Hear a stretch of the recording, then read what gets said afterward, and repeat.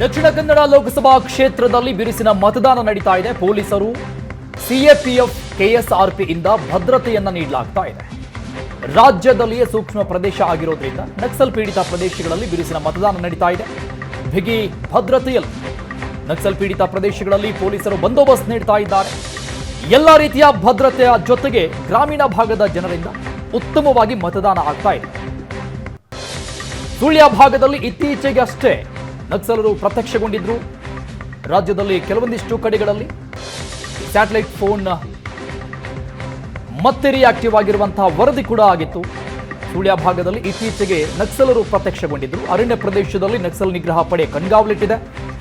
CAPF ಯೋಧರ ಕಣ್ಗಾವಲಲ್ಲಿ ಜನರಿಂದ ಉತ್ತಮ ರೀತಿಯಲ್ಲಿ ಮತದಾನ ಆಗ್ತಾ ಇದೆ. ದಕ್ಷಿಣ ಕನ್ನಡ ಭಾಗದಲ್ಲಿ ನಕ್ಸಲ್ ನಿಗ್ರಹ ಪಡೆ ಕೂಬಿಂಗ್ ಕಾರ್ಯಾಚರಣೆಯಲ್ಲಿದೆ. ಹದ್ದಿನ ಕಣ್ಣಿರಿಸಿದೆ.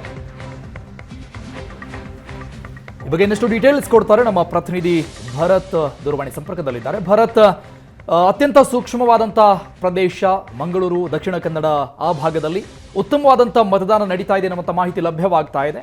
ಯಾವ ರೀತಿಯಾಗಿ ಭದ್ರತೆ ನೀಡಲಾಗ್ತಾ ಇದೆ? ದಕ್ಷಿಣ ಕನ್ನಡ ಲೋಕಸಭಾ ಕ್ಷೇತ್ರದಲ್ಲಿ ಈ ಬಾರಿ ಅಂತೂ ಉತ್ತಮ ರೀತಿಯಲ್ಲಿ ಜನರಿಂದ ಸ್ಪಂದನೆ ದೊರೀತಾ ಇರುವಂತದ್ದು.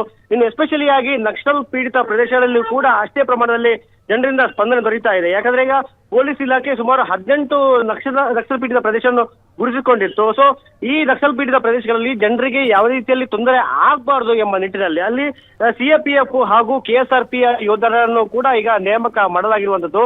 ಸೊ ಈ ಯೋಧರ ಕಣ್ಗಾವಿನಲ್ಲಿ ಜನರು ಬಂದು ಇಲ್ಲಿಗೆ ಉತ್ತಮ ರೀತಿಯಲ್ಲಿ ಒಂದು ಮತವನ್ನು ಕೂಡ ನಡೆಸಿದ್ದಾರೆ. ಇನ್ನು ಅರಣ್ಯ ಪ್ರದೇಶಗಳಲ್ಲಿ ನಕ್ಸಲ್ ನಿಗ್ರಹ ಪಡೆ ಕೂಡ ಕಣ್ಗಾವಲು ಇರುವಂತದ್ದು. ಅಲ್ಲಿ ಇತ್ತೀಚೆಗೆ ಏನೋ ಸುಳ್ಯ ಭಾಗದಲ್ಲಿ ಕೆಲವು ನಕ್ಸಲರು ಕಾಣಿಸಿಕೊಂಡಿದ್ರು. ಸೊ ಈ ಹಿನ್ನೆಲೆಯಲ್ಲಿ ಚುನಾವಣೆ ದಿನ ಮತ್ತೆ ಬಂದು ಜನರಿಗೆ ಯಾವ ರೀತಿಯಲ್ಲಿ ತೊಂದರೆ ಆಗಬಾರ್ದು ಅಥವಾ ಮತದಾನ ಕೇಂದ್ರಗಳಲ್ಲಿ ಕೂಡ ಯಾವ ರೀತಿ ತೊಂದರೆ ಮಾಡಬಾರ್ದು ಎಂಬ ನಿಟ್ಟಿನಲ್ಲಿ ನಕ್ಸಲ್ ನಿಗ್ರಹ ಪಡೆ ಕೂಡ ಈಗ ಅರಣ್ಯದಲ್ಲಿ ಕೂಡ ಒಂದು ಕಾರ್ಯಾಚರಣೆ ಈಗ ನಡೀತಾ ಇದೆ.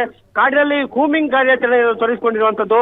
ಎಲ್ಲೆಲ್ಲಿ ನಕ್ಸಲರು ಇದ್ದಾರೆ ಅವರನ್ನು ಅಲ್ಲಿಂದ ಹೊಡೆದೋಡಿಸುವಂತಹ ಕೂಂಬಿಂಗ್ ಕಾರ್ಯಾಚರಣೆ ಕೂಡ ಈಗಾಗಲೇ ಈ ಮತದಾನ ಸಂದರ್ಭದಲ್ಲಿ ಈಗ ನಡೆಸ್ತಾ ಇರುವಂತದ್ದು. ಸೊ ಈಗ ಸುಳ್ಯ ಹಾಗೂ ಬೆಳ್ತಂಗಡಿ ಮುಂತಾದ ಪ್ರದೇಶಗಳಲ್ಲಿ ಎಲ್ಲೆಲ್ಲಿ ನಕ್ಸಲ್ ಪೀಡಿತ ಪ್ರದೇಶ ಇದೆ ಆ ಪ್ರದೇಶಗಳಲ್ಲಿ ಪೊಲೀಸರು ಒಂದು ಬಿಗಿ ಬಂದೋಬಸ್ತ್ ಮಾಡಿದ್ದಾರೆ. ಸಿಎಪಿಎಫ್ ಆಗಿರೋದು ಅಥವಾ ಕೆಎಸ್ಆರ್ಪಿ ತಂಡಗಳಿಂದಾಗಿರ್ಬೋದು ಅಲ್ಲಿ ಹೆಚ್ಚಿನ ಸಂಖ್ಯೆಯಲ್ಲಿ ಯೋಧರನ್ನು ನಿಯೋಜನೆ ಮಾಡಲಾಗಿದೆ. ಇನ್ನು ಗ್ರಾಮೀಣ ಭಾಗದಲ್ಲಿ 9 ಪ್ಲಾಟೂನ್ಸ್ ಅಂದ್ರೆ ಕೆಎಸ್ಆರ್ಪಿಯ 9 ಪ್ಲಾಟೂನ್ಸ್ ಹಾಗೂ ಸಿಎಪಿಎಫ್ ನ 3 ಪ್ಲಾಟೂನ್ಸ್ ಗಳನ್ನು ಈಗಾಗಲೇ ನಿಯೋಜನೆ ಮಾಡಲಾಗಿರುವಂತದ್ದು. ಸೊ ಜನರು ಯಾವುದೇ ರೀತಿಯ ಅಡ್ಡಿ ಆತಂಕಗಳಿಲ್ಲದೆ ಮತದಾನದಲ್ಲಿ ಭಾಗವಹಿಸಬೇಕಾಗಿ ಒಂದು ವ್ಯವಸ್ಥೆ ಮಾಡುವ ಉದ್ದೇಶದಿಂದ ಸಿಎಪಿಎಫ್ ಹಾಗೂ ಕೆಎಸ್ಆರ್ಪಿ ಒಂದು ತಂಡದ ಕಣ್ಗಾವಿನಲ್ಲಿ ಈ ಮತದಾನಕ್ಕೆ ವ್ಯವಸ್ಥೆ ಮಾಡಲಾಗಿದ್ದು ಜನರು ಕೂಡ ಸಾಕಷ್ಟು ಸಂಖ್ಯೆಯಲ್ಲಿ ಬಂದು ಮತದಾನ ಮಾಡ್ತಿದ್ದಾರೆ. ಅರುಣ್, ಥ್ಯಾಂಕ್ ಯು ಭರತ್ರಾಜ್ ಎಲ್ಲ ಡೀಟೇಲ್ಸ್.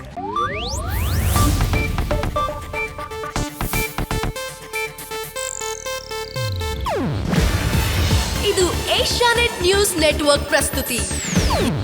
ನೀವು ನೋಡ್ತಿದ್ದೀರಾ ಏಷ್ಯಾನೆಟ್ ಸುವರ್ಣ ನ್ಯೂಸ್.